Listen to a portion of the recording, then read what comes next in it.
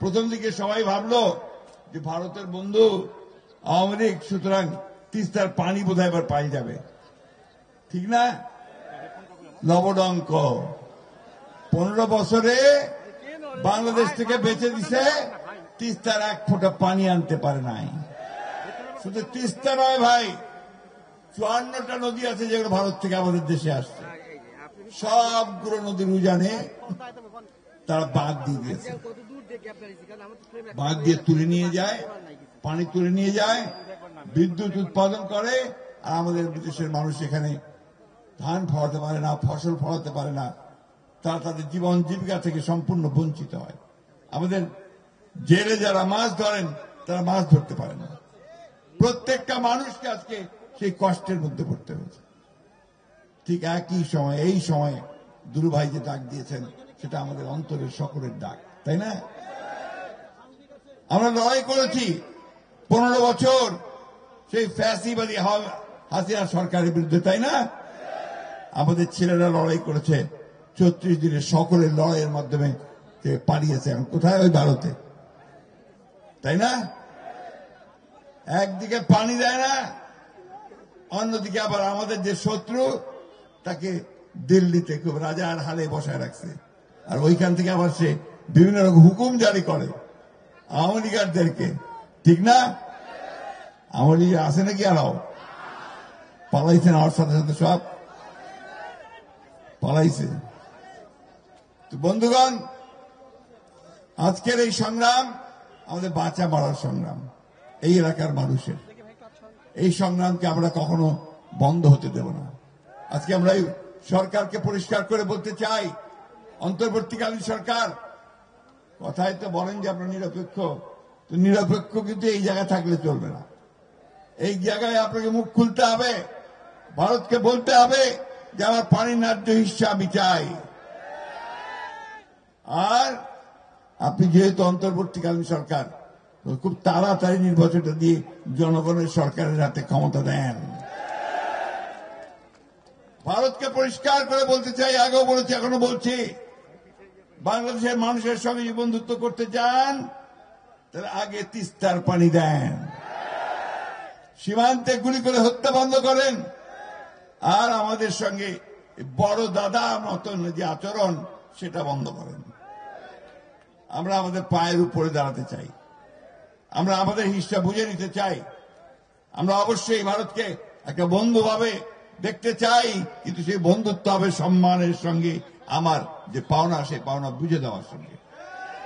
তাই বন্ধুগণ, বক্তব্য দীর্ঘ করব না।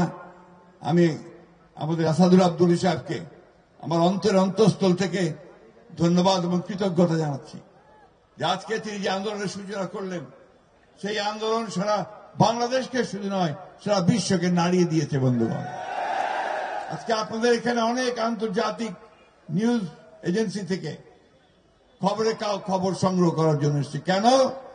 যে আজকে দুলু আন্দোলন শুরু করেছে, যে আন্দোলন হচ্ছে বাংলাদেশের মানুষের বেঁচে থাকার আন্দোলন। আমরা অবশ্যই দুলুকে আমাদের সকলের পক্ষ থেকে একটা অভিবাদন, একটা স্যালুট জানাই। আমি বক্তব্য বাড়াবো না, শুধু একটা কথা বলেই শেষ করতে চাই, লড়াই না করলে কিছু পাওয়া যায় না। সেই লড়াই করেই আমরা তিস্তার পানি আনবো, আমাদের অধিকারগুলো আদায় করে নেব।